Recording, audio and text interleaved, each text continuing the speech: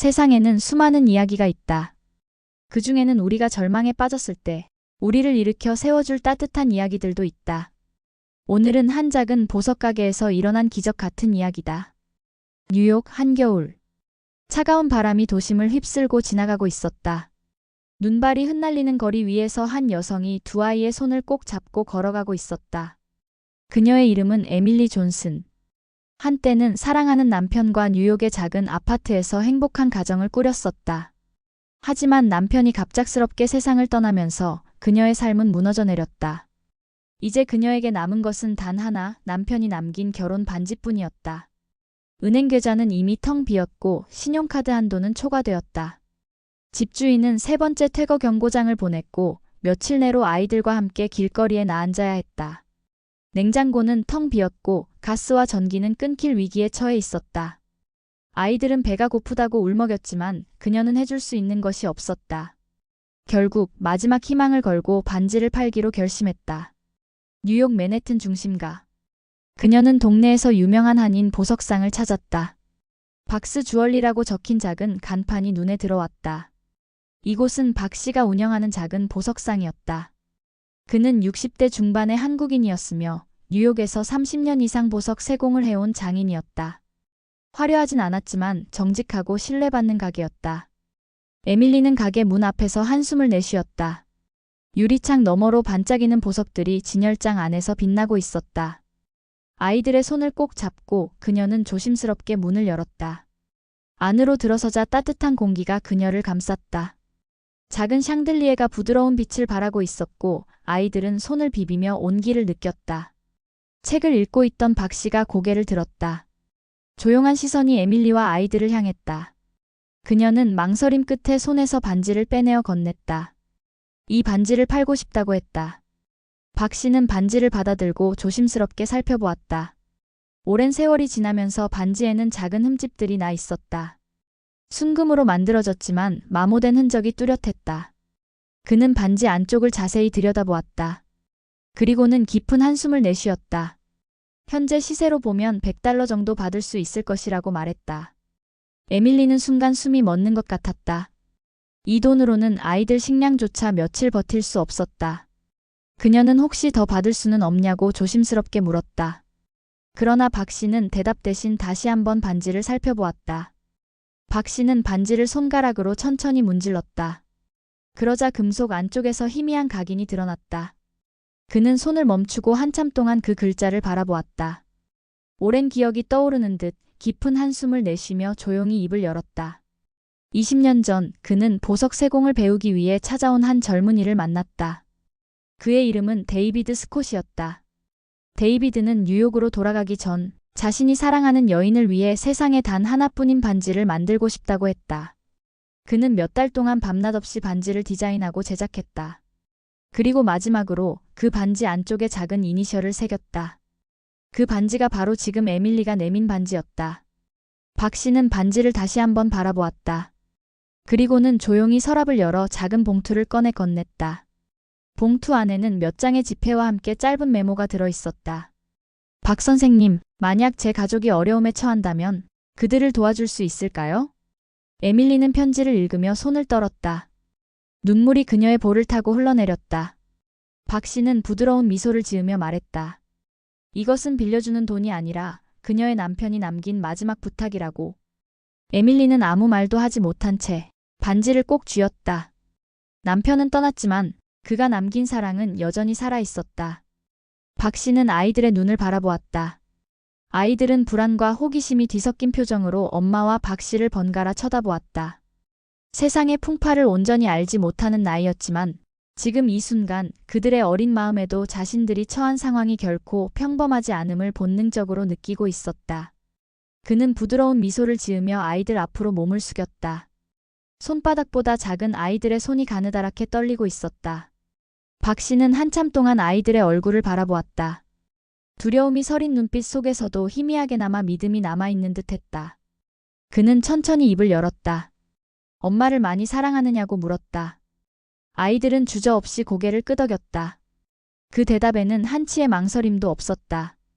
어린 나이에도 불구하고 엄마를 향한 애정과 걱정이 가득 묻어나는 대답이었다. 그가 다시 묻자 아이들은 이번에는 잠시 머뭇거렸다. 자신들이 할 수 있는 일이 있을까 고민하는 듯 했다. 클로이는 작게 속삭였다. 자신들은 아직 너무 어리다고. 아직 아무것도 할 수 없을 것 같다고. 박 씨는 조용히 미소를 지었다. 그리고는 천천히 고개를 저었다. 아이들이 생각하는 것보다 훨씬 더 큰 힘을 가지고 있다는 사실을 그들은 아직 깨닫지 못하고 있을 뿐이었다. 작은 손길 하나, 다정한 말 한마디가 어떤 이들에게는 삶을 버틸 수 있는 힘이 되기도 한다는 걸. 그는 서랍에서 작은 상자를 꺼내 열었다. 그 안에는 반짝이는 목걸이 하나와 오래된 은색 열쇠고리가 놓여 있었다. 그는 클로이에게 목걸이를, 노아에게 열쇠고리를 건넸다. 아이들은 신기한 듯 물건을 바라보았다. 이건 단순한 장신구가 아니었다. 박 씨는 아이들에게 말했다. 목걸이는 행운을 가져다 줄 것이고 열쇠고리는 희망의 문을 열어줄 것이라고. 힘들고 지칠 때마다 손을 꼭 쥐고 스스로에게 다시 한번 말해보라고. 아이들은 가만히 손안의 물건을 쥐어보았다. 목걸이의 작은 펜던트가 빛을 받으며 흔들렸다. 노아는 열쇠고리를 손가락으로 쓰다듬었다. 차가운 금속의 감촉이 신기한 듯 눈을 반짝였다. 그것이 단순한 선물이 아니라 어떤 의미를 담고 있는지 아이들도 어렴풋이 깨닫고 있는 듯했다. 에밀리는 흐르는 눈물을 조용히 닦았다. 자신이 아이들에게 해주지 못한 따뜻한 말과 용기를 지금 박 씨가 대신 전해주고 있었다. 그녀는 박 씨를 향해 조용히 고개를 숙였다. 감사하다는 말조차 제대로 나오지 않았다. 그저 이 순간이 얼마나 큰 의미를 가지는지 온몸으로 느끼고 있을 뿐이었다. 박 씨는 따뜻한 미소를 지으며 말했다. 때때로 삶은 우리를 시험하고 모든 것이 무너져 내리는 것처럼 느껴질 때가 있다고. 하지만 가장 중요한 것은 가족이 함께하는 것이라고. 함께라면 어떤 어려움도 이겨낼 수 있다고. 아이들은 그의 말을 가만히 새기듯 들었다. 어느새 창밖에 눈보라가 잦아들고 있었다. 차가운 공기 속에서도 가게 안은 따뜻한 온기로 가득 차 있었다. 아이들은 손에 꼭 쥔 목걸이와 열쇠고리를 가만히 들여다보았다. 그것이 단순한 물건이 아니라 앞으로 나아갈 힘을 주는 약속이라는 걸 알고 있는 듯했다. 그들의 작은 소나기에 희망의 불씨가 스며들었다. 며칠 후 뉴욕 맨해튼의 한 신문사에 작은 기사가 실렸다. 작은 보석 가게에서 일어난 기적 같은 이야기. 뉴욕의 오래된 거리 한 구석, 크지 않은 보석 가게 하나가 사람들 사이에서 화제가 되고 있었다. 에밀리는 그날 있었던 일을 자신의 블로그에 올렸고 그 글은 예상보다 훨씬 빠르게 퍼져나갔다. 그녀가 쓴 글 속에는 단순한 반지의 가치가 아닌 한 사람의 따뜻한 진심과 그로 인해 다시 살아난 희망이 담겨 있었다. 절망 속에서 마지막 남은 반지를 팔러 갔습니다. 하지만 저는 단순히 돈을 받는 것이 아니라 남편의 사랑을 다시 한번 느낄 수 있는 기적을 경험했습니다. 에밀리는 박 씨가 아이들에게 건넸던 작은 목걸이와 열쇠고리에 대해서도 이야기했다. 그것이 단순한 장신구가 아닌 삶의 의미를 다시 일깨워주는 선물이었다고 적었다. 그녀의 이야기는 많은 이들의 마음을 움직였다. 사람들은 글을 읽고 각자의 방식으로 반응했다. 어떤 이들은 박 씨의 가게를 직접 방문했고 어떤 이들은 댓글을 남겼다. 이런 가게가 뉴욕에 있다니 꼭 한번 방문해보고 싶어요. 세상은 아직 따뜻하다는 걸 다시 한번 느꼈습니다. 저도 최근 힘든 시간을 보냈는데 이 이야기가 정말 위로가 되네요. 그날 이후 박 씨의 가게는 더 이상 조용한 곳이 아니었다. 얼마 지나지 않아 가게 문을 열고 들어서는 손님들이 하나둘 늘어나기 시작했다. 사람들은 보석을 사러 온 것이 아니었다. 그들은 직접 박 씨를 만나고 그에게서 희망을 나누고 싶었다. 혹시 여기가 희망의 보석상인가요? 가게 문을 열고 들어온 손님들은 묻곤 했다. 그들 중 상당수는 에밀리의 블로그를 보고 찾아왔다. 처음에는 몇몇 손님만 찾아왔지만 시간이 지나면서 방문객은 점점 많아졌다. 그리고 어느 날 뉴욕의 한 유명 신문사에서 박 씨의 가게를 취재하러 왔다. 사실 뉴욕에서 작은 가게가 이렇게 주목받는 경우는 드뭅니다. 하지만 선생님의 가게는 희망의 보석상으로 불리고 있습니다. 박 씨는 낯선 호칭에 어리둥절했지만 기자는 그에게 차근히 설명했다. 많은 사람들이 당신의 이야기를 듣고 감동했습니다. 단순히 반지를 만든 것이 아니라 한 가족에게 희망을 선물한 것이죠. 그것이 사람들의 마음을 움직인 겁니다. 기사는 신문에 실렸고 박 씨의 가게는 더욱 알려지기 시작했다. 하지만 그는 여전히 예전처럼 조용히 보석을 만들며 자신의 일을 이어갔다. 다만 그의 보석에는 이제 단순한 광채가 아니라 사람들에게 희망을 전하는 가치가 담기기 시작했다. 그리고 어느 날 박 씨는 익숙한 얼굴을 다시 마주했다. 에밀리의 두 아이, 클로이와 노아가 가게로 뛰어들어왔다.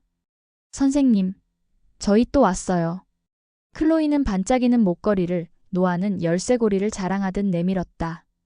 아직도 이 목걸이 덕분에 힘을 낼 수 있어요. 이 열쇠가 제게 희망을 주고 있어요. 박 씨는 따뜻한 미소를 지으며 아이들을 바라보았다. 그는 천천히 문을 열었다. 바깥에는 또 다른 손님이 기다리고 있었다. 눈이 내리고 있었다. 하지만 그 눈은 더 이상 차갑지 않았다. 그것은 새로운 희망의 시작을 알리는 첫눈이었다. 때때로 우리는 모든 것을 잃었다고 생각한다. 하지만 인생은 우리에게 뜻밖의 선물을 주기도 한다. 에밀리에게는 반지가 단순한 보석이 아니었다. 그것은 남편이 남긴 사랑이었고 그 사랑은 다시 그녀에게 희망을 주었다. 그리고 박 씨 역시 단순히 반지를 만든 사람이 아니라 사람들에게 희망을 전하는 사람이 되었다. 이 이야기를 통해 여러분도 따뜻한 무언가를 느끼셨기를 바랍니다. 여러분의 삶에도 예상치 못한 따뜻한 기적이 찾아오길 바라며 다음 이야기에서 다시 만나요.